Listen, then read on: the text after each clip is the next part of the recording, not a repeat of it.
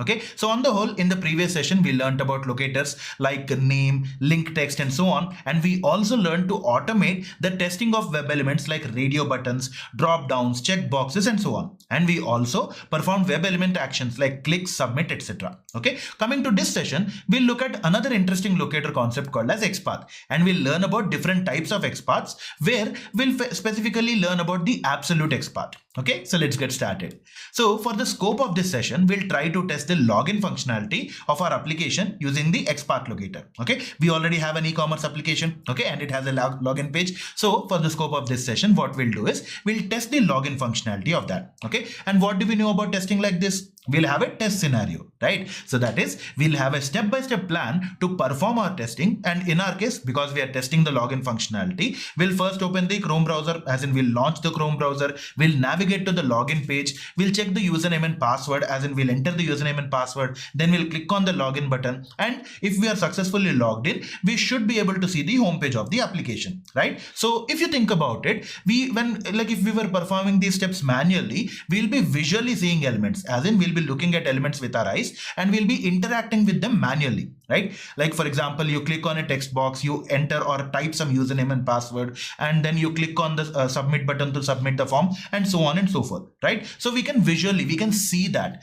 But when you want to automate this process using a programming language, we'll need to explicitly tell our program what element to find, where to find it, and how to interact with it, right? So we'll need to give it explicit instructions or clear-cut information on what it should do, what it should find, and where it can actually, how to locate a particular element, and so on, right? And the first and foremost important thing that we should tell it is where to find or how to locate a particular element, right? And the Selenium WebDriver has an interesting concept called as locators. In simple terms, locators in the context of Selenium WebDriver, locators are used to identify an HTML element on a web page. Okay, they provide a way to interact with specific elements for performing actions like clicking, entering text, retrieving data, and so on. And there are various types of locators, as we already know, right? So using which we can identify a specific web element in a unique manner. And we have already worked with ID, class name, link text, and so on and so forth, right?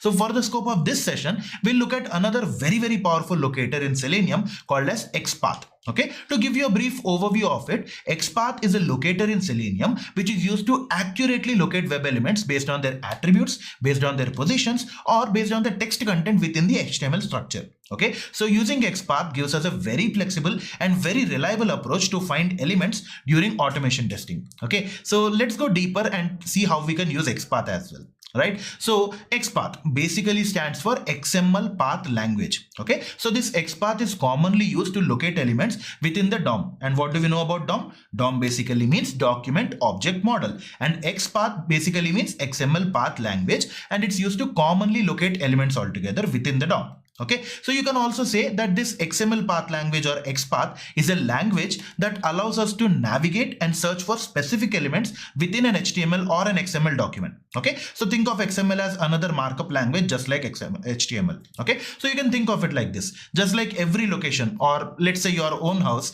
it has a unique address that helps us find it, right? So every element on a website also has its own unique identifier, and XPath is one of the ways to specify and locate specific elements on a web page, similar to how a typical address helps us find a particular place. Okay, so in simple terms, the XPath of a web element can be compared to the address of a place on the planet. As simple as that. Okay, so when it comes to using XPath in Selenium, there are a few commonly used approaches for locating elements. Okay, so there's the absolute XPath, relative XPath, XPath access, XPath functions, and so on. Okay, and going forward, we'll learn about all of these approaches in detail. For this session, let's focus on absolute XPath. Okay, so absolute XPath is an approach that describes the exact location of an element within an HTML or an XML document. Okay, so it gives you the exact location, and the absolute XPath is basically called like this because it starts from the absolute beginning of a document, or to put it in simple terms, the root element of the HTML document, and that's why it's also called as full XPath. So whenever you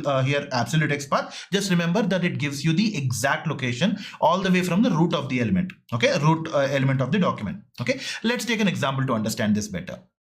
Just imagine we have a web page with this HTML structure. As you can see over here, we have the HTML tag, the body tag, few container elements, the div elements, and a few paragraph elements. Okay.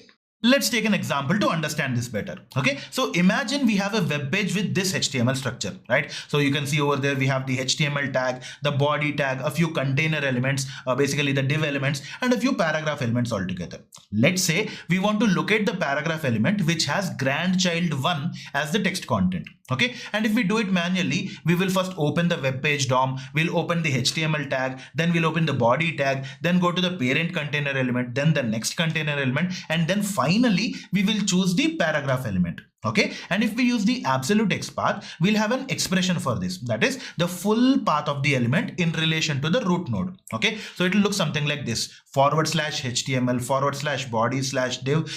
/body/div/p.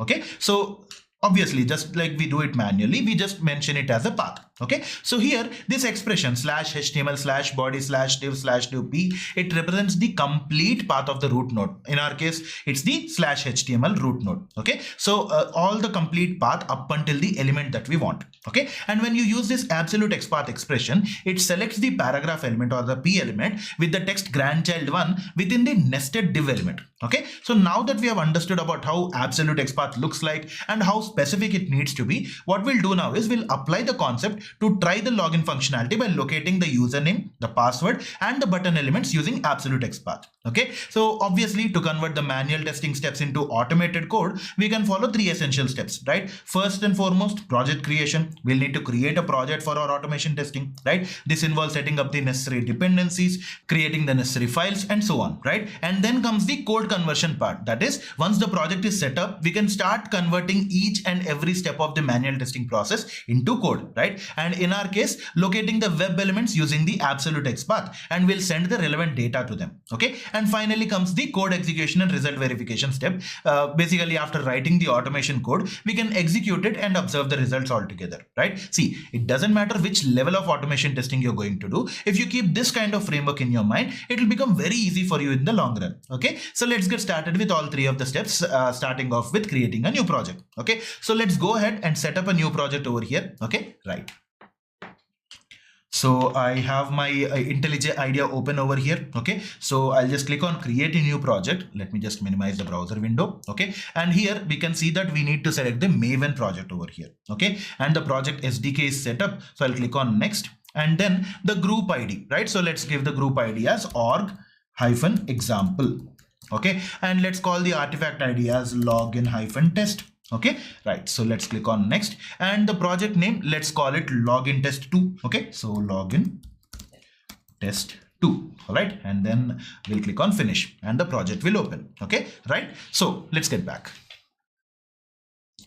So we have created our project altogether, and we have connected Maven to the Java JDK that we had downloaded earlier. Okay, and we configured the group ID, the artifact ID, and we created a project called as login test 2. Okay, and we have our primary project ready. Okay, now then it's time to create a Java file which is called login test. Okay, so let's take a look at how to do as well.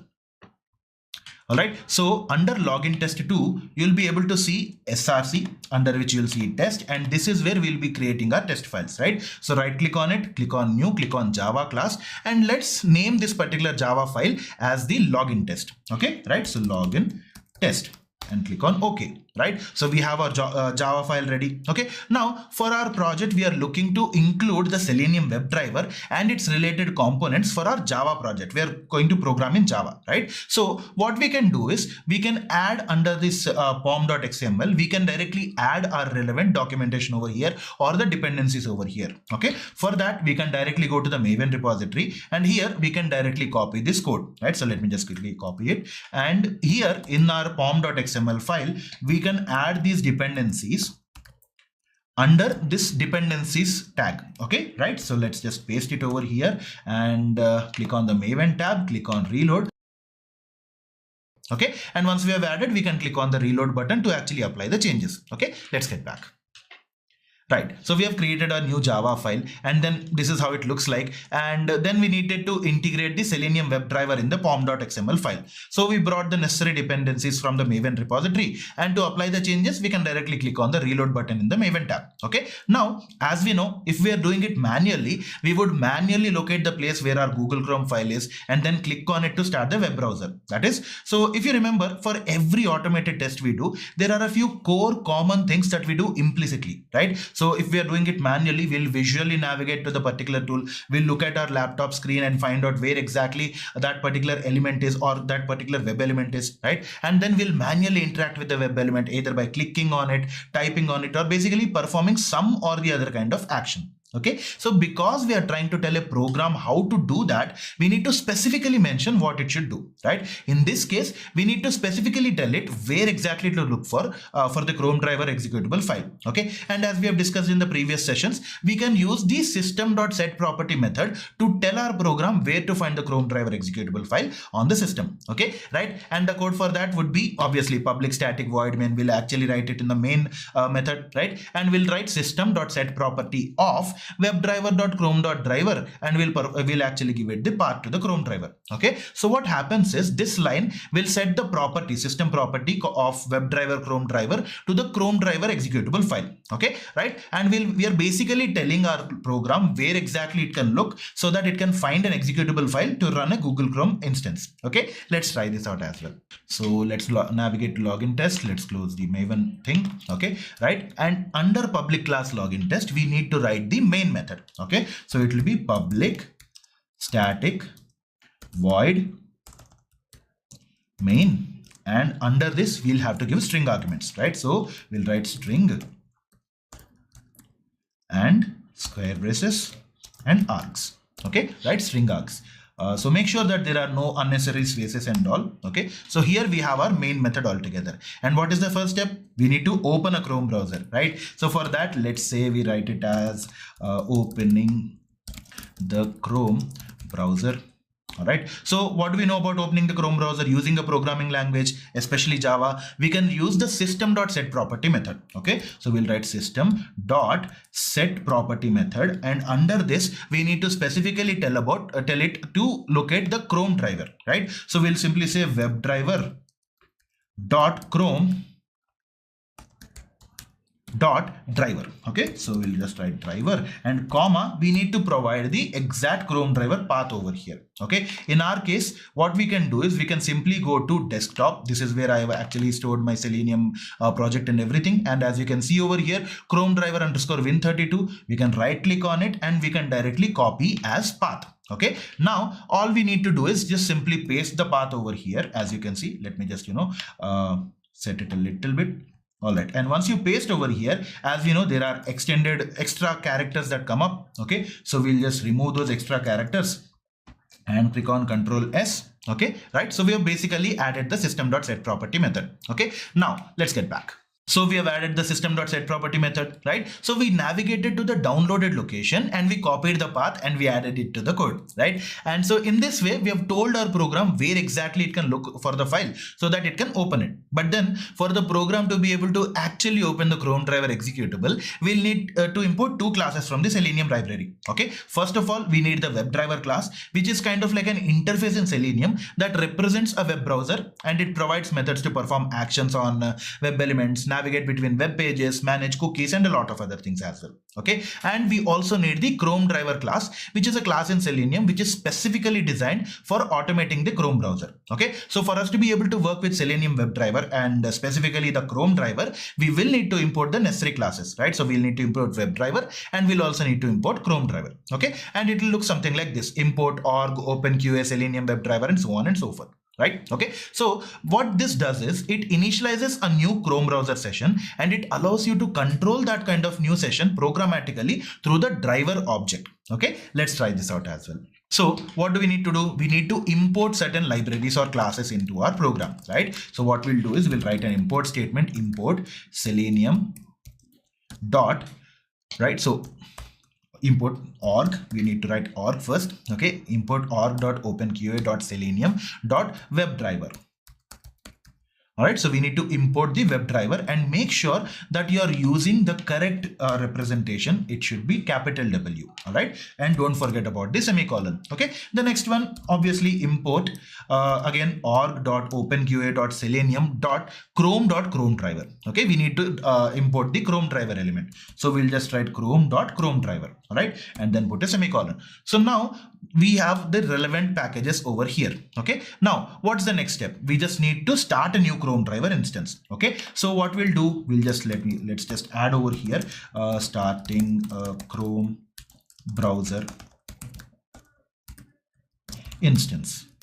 All right, so we need to use the WebDriver class and create a new object over here, right? So we'll need to create a new instance over here. So we'll just simply say WebDriver space, let's call this one as a driver, right? So driver equal to new Chrome driver. So we just need a new instance of this Chrome driver, right? So let me just press Ctrl S, right click on this and run the login test main. Okay, let's wait for it.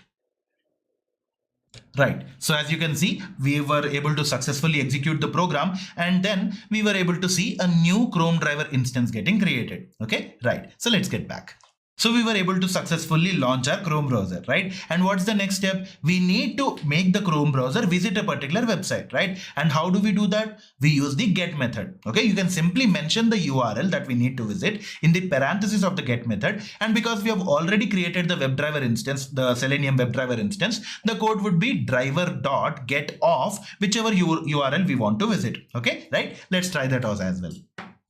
So let me just close this browser window, and here we have already created a WebDriver instance. Okay, and we want to visit this particular application, Rahul Next Trend ccpp.tech something. Okay, so I'm just copying this, Control C, and we are over here. And what do we need to do? We want to navigate to the login page, right? So let's say let's write a comment saying navigate to the login page. Okay, and here what do we know about it? We already have an existing instance, this driver, right? So what we'll do is we'll write driver.get of, we'll use the string URL as in double quotes, we'll just paste the URL, login URL. Okay, and this should be able to go directly to navigate directly to the login page. Okay, let's run this and let's see. And as you can see over here, we were able to create a new instance. We basically told our program where to look for the Chrome driver file. And then we asked it to open a new instance. And then we told it to navigate to the login page. Okay, right? Let's get back. So we were able to log into the navigate to the login page, right? Okay, so we have successfully created our project. We have set up the necessary files. The next step is to automate the testing steps. And in this case, we need to locate the web elements using the absolute XPath. Okay, right? So let's start off with the username element. Now, when you want to work with web elements, especially via Selenium WebDriver, you need to have some libraries and classes to be included. Okay, in our case, we will need the web element class to represent and to interact with various web elements like buttons, input fields, and so on. Okay, and we'll also need the by class, which provides various locator strategies so that we can find particular web elements on a page. Okay, so these imports are commonly used in Selenium test automation to locate and interact with web elements on any kind of web page using the WebDriver. Okay, so we'll import these classes first, and then we'll write our code to locate the username field and send the username called as Rahul. Okay, so basically in the manual scenario, we'll visually look for where the element is. We'll click on it, we'll type the word Rahul, and so on and so forth, right? Because we are doing it automatedly, we'll try to do this in a programmatical manner, right? So we'll need to specifically tell it where and which element to select. Okay, right? Let's try this out as well. So first of all, let's close off this browser window. And as we discussed, to be able to interact with web elements, we need certain specific packages. Okay, so or classes or libraries. Let's just import org.openqa selenium, and under this we need the web element library or web element class, right? So as we can see over here in the drop down, let's just select that. Again, import org.openqa.selenium, and we'll use the by class. Okay, right? So we have imported these elements. The next step is to find the username input element, right? So if it was manually, what we'll do, we'll just select this, we'll type Rahul, right? Or let's just give it a small Rahul, RAHUL. And so basically we'll manually look at it, we'll manually click on it, and we'll manually give some or the other kind of input. But because we are automating it, we want to send it via a program, right? So back to our program, what we'll do, we have navigated to the login page, right? The next step is to find, let's just click on escape, right? So the next step is to find the username element and give it some or the other kind of data, right? So what we'll do is we'll use the web element class, and let's call it the username element, the variable or the instance, right? So username element, right? So username equal to driver dot find element by something, right? And what is that something? What locator are we going to use? We are going to use the XPath, as you can see over here, the string XPath expression. Okay, so we'll just click on XPath so that we can include it over here. Okay, so here we are supposed to give some or the other kind of XPath. Let's keep it question marks for now. Okay, right. So we'll just give it a semicolon over here. And the next step is to, once you identify the element, as in once you click on it, you send it some data, right? So to send that, what we'll do is we'll use the username element variable or the instance dot send keys method. And what do we want to send? Rahul, RAHUL, as simple as that, right? So Rahul. All right. Now we basically send it some information, right? So let's get back. And now, because in this case we are using XPath as the locator, we need to find the exact XPath of our element, right? Okay, so in the case of IDs or class names, we will directly go there, we'll try to navigate, we'll find the element, we'll read it, we'll identify it. But when it comes to XPath, we need to have exact location and exact path of it, right? So to find the XPath of any element, there are generally two ways. Okay, you can either go through the entire DOM manually, look at each and every element, identify what's its name, and so on and so forth. Or you could use the developer tools. Okay, and as there's always a chance for human error when you're doing it manually, for this scenario, let's use the developer tools. Okay, so to find the absolute XPath of a required web element, we'll right click on the element, we'll click on inspect from the menu, we'll select the elements tab to see the HTML code, we'll click on the element selector, and then we'll select the element. Okay, and once you select the element, you can right click on it and click on copy, and you'll choose to copy the full XPath option. Okay, right? And the action we do, it should look something like this. Okay, so and finally, once we copy the XPath, we'll just paste it into our code. Okay, right? Let's check it out. So let's go to the browser and we'll right click on it, click on inspect. So it basically takes us to the exact element that we have right clicked on. Okay, so here you can right click on it again, and here you'll be able to see the copy option. Okay, click on copy, and under here you'll be able to see copy element, copy selector, copy JS path, and so on and so forth. We need copy full XPath. Okay, right? So we'll just click on it, we'll get back to our slide or IDE. Okay, and then we'll just replace these question marks. This is where we need to specify the XPath, right? So we'll just put double quotes and we'll paste it over here.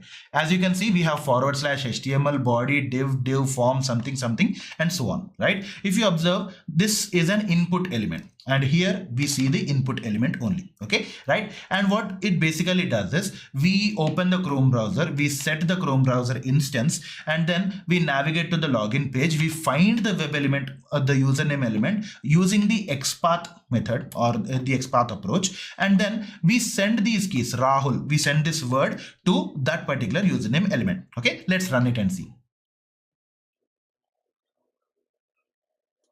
Alright, so as you can see over here, the page got loaded and it successfully identified the exact username element using the XPath that we have provided, and it sent the relevant keys to it. Okay, right? Okay, let's get back. So basically, to run the code, you can right click on the file and select run. Okay, and we saw an empty browser window open. What we have basically done is we have told our program to go to a particular place in our system, run a file called as cron driver using the Java programming language. We located an element using the XPath or the absolute XPath, and we made our program to send a particular username to the field. Okay, so let's try to understand this absolute XPath that we have copied. Okay, so if you look at it, we are targeting an input element which is inside a container, inside a form element, and so on. Okay, this form element itself is in a series of nested containers inside the body tag. Okay, so it's something like this: / HTML / body / div of 1, div form div of 1, and then input. Okay, right? So let's take a quick look at it.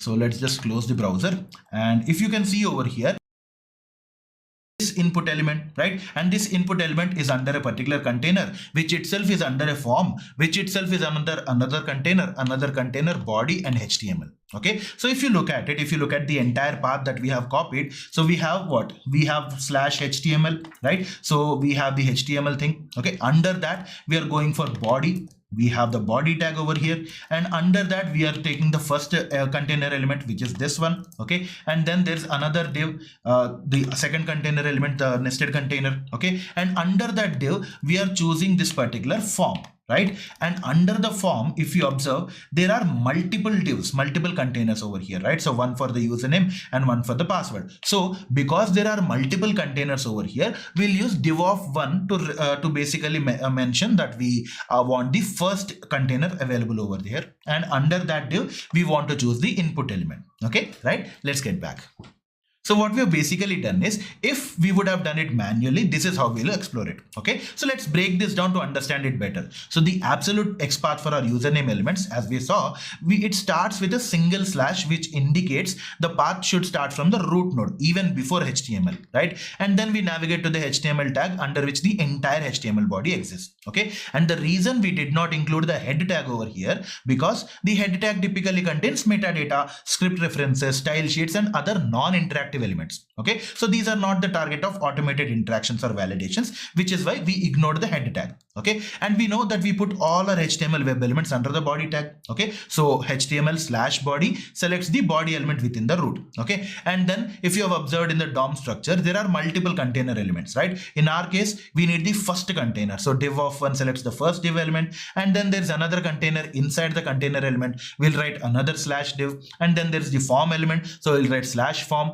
Moreover, once again, we have multiple container elements inside the form element, and the username element is the first one. So we'll write div of one to select the first container element. Okay, and finally we'll select the input element, which is our username. Okay, now that we have understood how the absolute XPath is written and how we can use it, let's locate the password web element using XPath. Okay, for this step as well, we'll follow a similar approach as earlier. We'll right click on the element, we'll select inspect, right click on the element in the DOM and copy the full XPath. Okay, and we'll put this XPath in our code something like this. Okay, let's try this out. So once again, we can just right click on the password, okay, and then click on inspect. See, if we were manually doing it, we'll select the element and simply type some or the other kind of password, right? Because we are doing it in a programmatical manner, we need to copy the exact XPath of it. Okay, so I right clicked on it, went to the browser developer tools, okay, and then right clicked on it again, click on copy and copy the full XPath. Okay, once again we just get back to our IDE, okay, and we'll write a similar code for our password element as well, right? So we'll just simply write find the password element. Okay, let's remove this end over here, and it's the same approach, right? So we'll write web element, let's call this password element, PASSWRDEL, equal to driver dot, we are asking the driver to find an element by XPath, wherein the XPath is whatever we have copied over here, right? Okay, so we basically went to the same form, chose the second container element, and under that we selected the input. Okay, right? Once again, so we'll send some kind of text over here. In this case, we'll use the send keys method to send the password, which is Rahul@2021. Okay, so we'll just type Rahul@2021. Okay, and let's see if this works. Okay, let's save this, Control S, and right click and run the login test. Alright, so the browser opened, it navigated to the said URL, it selected the username first using the XPath, we sent the text Rahul into it using the send keys method, and then it selected the password field using the XPath, and then we sent the password to it, and we are successfully able to finally see the password being populated. Okay, let's get back. So basically, we copied the XPath from our browser. We configured our code to locate the element using the XPath locator, and our XPath for the password element looks something like this: HTML body, div form, div of 2, and input.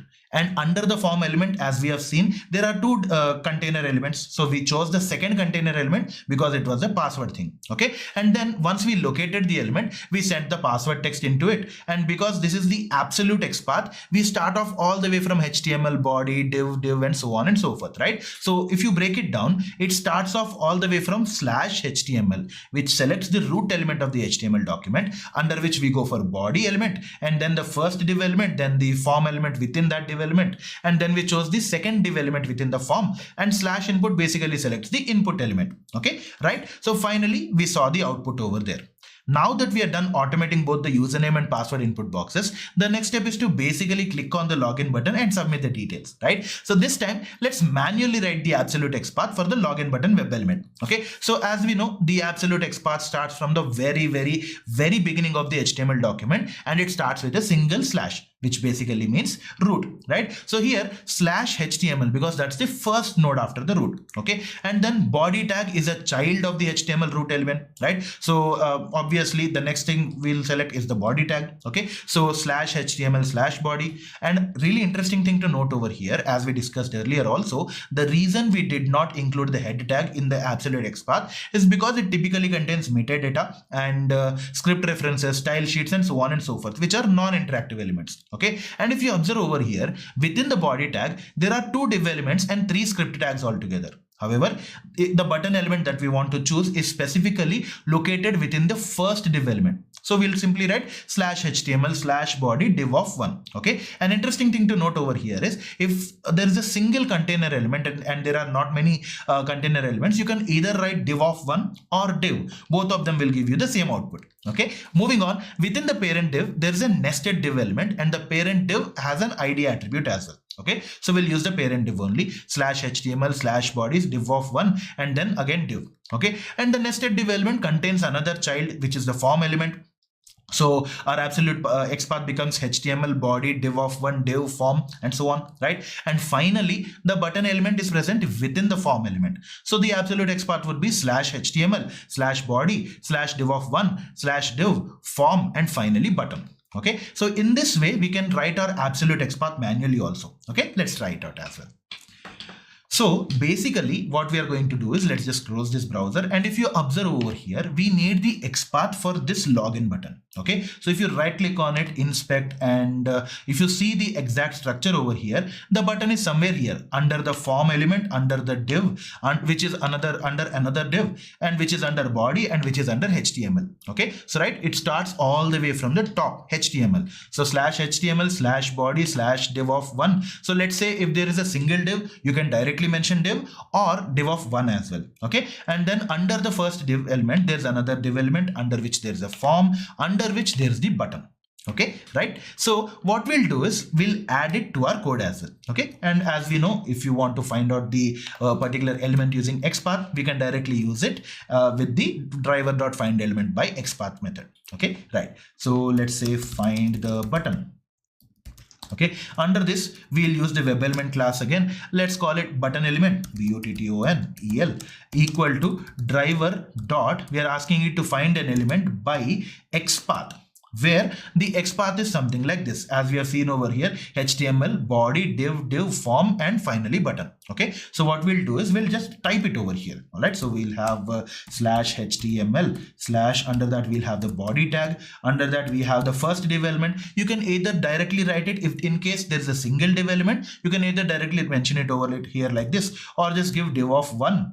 And under that we have another div element, right? So if you see over here, HTML body div of 1, under that there's another div element, another container element, so we'll write div of, and under this div element we have the form element, right? So we'll just simply write form slash, and under the form element we have the button element. Okay, slash form slash button, which is the exact element that we are looking for. Okay, so once you select this particular or locate this particular element, all you need to do is click on it, right? And to submit some data, the method we use is the submit method. Okay, so we'll simply write button element dot submit. We'll just simply call the submit method, and let's run this once. Okay, so we'll just run the code. Right, so we see the browser and it gets submitted, and finally we are also able to navigate to the home page. Okay, let's get back. So this is the output we saw, and we can visually confirm, like manually we have seen it and we can confirm that the login functionality test is complete.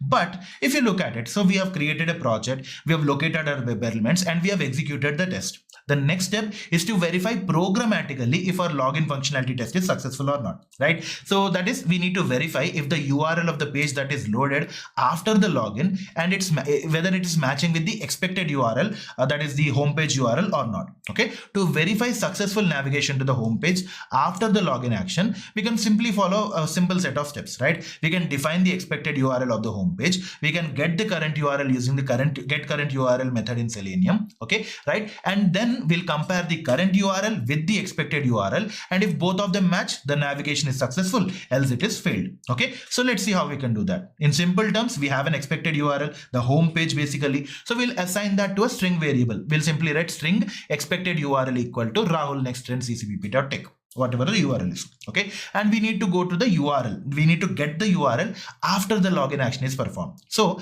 we'll put it in another string variable called as current URL. Okay, in this scenario, we'll need to use another WebDriver method called as the get current URL, which retrieves the URL of the web page that is currently open in the browser, which is controlled by the WebDriver. Okay, so it will be something like this: string current URL equal to driver.get current URL. All right, so what was the condition? If the URL after the login action matches the expected URL, that is the home page, it means that the navigation was successful, else it has failed. Okay, let's write the code for this. So we'll just quickly close this off. Okay, and now the step is to validate it, right? So we'll just first define, let's just add it as a comment, define the expected URL, or let's call it the home page. Okay, right? So what we need to do, we'll just need to define the exact URL. And what is the URL that we get after we log in? Let's just check it out. Let's just close this one. Okay, so let's say the username is Rahul, the password is Rahul@2021. So Rahul@2021. Okay, and once you log in, this is the expected URL, right? So we'll just copy this. Okay, and we'll just simply write a string. We are basically defining a string variable, right? So get a string expected, don't forget about a space. So expected URL equal to, right? In the double quotes, we'll just define this thing. Okay, Rahul next trend ccpp.tech. Okay, and then we need to get the current URL as well, right? So we'll just define the current URL also. So get the current URL. So let's say string current URL or small rl equal to, how do we do it? We use the driver method, driver.getCurrentURL method. Okay, so as soon as the login page is loaded, the URL is grabbed and then it is stored in the current URL. Okay, right? Then we'll write the if condition over here. We'll need to compare both of them, right? So we'll write if the current URL, let's say current URL, we'll just simply say navigation or simply just say failed. Okay, so either it will be successful or it will fail. Okay, right? So let's just save this and run the code.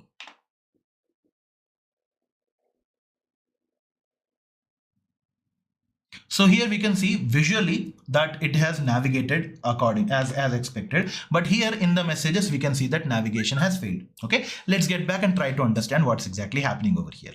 Okay, right. So if you remember, we know that when we navigate to a new page on a website, sometimes there can be a small delay in the web page getting fully loaded, right? And this delay happens because the web page may contain many elements like images, text, and other things that need to be downloaded and displayed properly. Okay, so we just need to ensure that our program waits for some more time so that the page can fully load and then it can capture the current URL. Okay, and to do that, particular action, to implement this kind of delay in Selenium, we have a very useful class called as WebDriver wait. Okay, so this WebDriver wait helps us wait for specific conditions to be met before we actually proceed with the execution of our code. Okay, so first let's write down the code for that and then we'll try to understand what it is. Okay, right, let's go. All right, so first we need to import certain packages for us, right? So we'll just simply write import under that org.openqa selenium, and under this we need certain support classes, right? So support UI dot, what do we need? Expected conditions. So we just need to make sure that the program waits for a particular condition to pass. Okay, so we'll just write expected conditions. All right, and in addition to that, we also need to download or include or import the WebDriver wait and time duration classes as well. Okay, right? So we'll just simply write import org dot selenium OpenQA selenium.support.ui.WebDriverWait. Okay, so we'll just use the WebDriverWait class over here, and again we'll import another library or class, right? So we'll import java dot time dot duration, right? So we'll just import the duration class as well. Okay, so we have imported the necessary items. So all we need to do is make sure that that our program waits for a couple of seconds, let's say 10 seconds, until that condition is satisfied. Okay, so what we'll do is, once we define the expected URL, before we actually get the current URL, we need our particular program to wait. Okay, so let's call it wait for the expected URL, or let's call it current URL to load.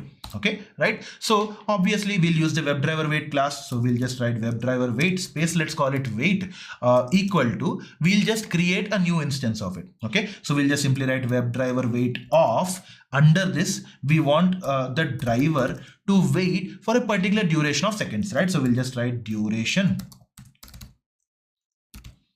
Oh yeah, we have to mention driver over here, right? Driver and duration dot of seconds. We need to ask it to wait a couple of seconds over here, right? And how many seconds? Let's say 10 seconds for us. Okay, right? So it will just wait for it, and we also need to make sure that it waits until a particular condition is satisfied, right? So either until the 10 seconds are over, or the expected URL matches or not, right? So let's just say we'll write wait dot until of like expected conditions. We need to make sure that the expected conditions match the URL to be as the expected URL. All right. Okay. So let's just put a semicolon over here. So what we're basically telling our program to do is we are just asking it to wait for a particular duration of 10 seconds. Okay. Right. So we have used the WebDriverWait method. Okay. Right. So we have just written new. We need to create a new instance also. New WebDriverWait of driver, and we are using duration dot of seconds. Okay. Right. So let's save it and then let's run it. Okay. Right. So the browser opens, navigates to the URL, logs in, and it goes to the home page, and it waits for 10 seconds. And then we can see that the navigation to the home page was successful. Okay, right? So let's get back. So what we have basically done is, with this code, we have asked our program to wait for 10 seconds before capturing the current URL. Okay, and we have executed the code as well. So this time the code executed successfully because it waited until all the elements were loaded, and then it captured the current URL. Okay, and finally, obviously, we'll have to add the quit method, because once the test is completed, we'll have to close the browser as well. Okay, so let's write that down as well. So at the end of this test, we'll just simply, let's say, close the browser. Okay, and we just need to write driver dot quit. Okay, so we just need to call the quit method and right click on it. Let's just right click on it and run the test. Okay, right. So the browser loads, the page gets loaded, we log in, and it automatically quits as well. And we can see that the navigation to the home page was also successful. Okay, let's get back. And this time the code executed successfully, right? So till now we have used the absolute XPath method, or the approach to locate our elements to interact with them. And this should ideally work with every website out there. But if you look at it from a practical perspective, if there is any change in the path of the element that we want to choose, right, the absolute XPath can fail in the test automation process. This happens especially when you're dealing with responsive web design scenarios. Okay, and this is a major disadvantage with absolute XPath. Okay, let's take an example to understand this better. You see, the absolute XPath of the password web element is HTML, body, div of 1, div, form, div of 2, and then finally input. Okay, so this XPath expects our password input element to be existing in the second container element in the form. Okay, let's say we introduce a new field, for example, the email field between the username and the password fields. That makes the password element the third element in the container. Okay, now the absolute XPath of the password field originally in the browser has changed. Okay, and as you can see over here, the div of 2 becomes div of 3 because it has become the third element. Okay, and this way it can cause the absolute XPath, which basically relies on the specific indexes and positions in the DOM structure. In scenarios like this, it will become invalid. Okay, to address these kind of problems, we can use relative XPath instead of absolute XPath. Okay, and that is because the relative relative XPath expressions are more flexible. They depend on the element's relationship to the other elements rather than the entire path from the root. Okay, so we'll learn about more about relative XPath in the future sessions. Okay, so let's just quickly summarize what we have learned in this particular session.